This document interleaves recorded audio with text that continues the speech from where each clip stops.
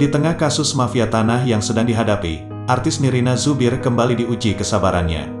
Sang ayah tercinta sampai sekarang masih dirawat di rumah sakit lantaran penyakit stroke.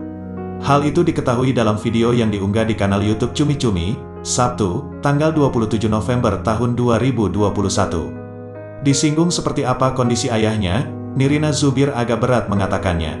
Belum ada naiknya, kondisinya. Kalaupun naik cuman berapa jam, lebih banyak turunnya sih, ucap Nirina.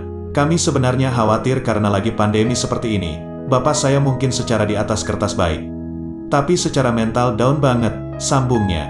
Menurut istri Ernest Coklat ini, sang ayah tahu mengenai kasus mafia tanah yang tengah dihadapi keluarga. Ia pun menduga kondisi ayahnya tak berangsur pulih lantaran turut memikirkan masalah mafia tanah.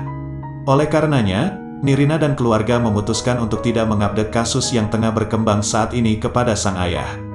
Jadi saya coba mikir, kita kan udah tidak terlalu update ke bapak saya. Karena saya tahu bapak saya kena beberapa hari sebelum press conference, kata Nirina Zubir. Saya nggak mau membebani, keluarga sudah memutuskan untuk jangan dikasih detail-detailnya lagi, paparnya.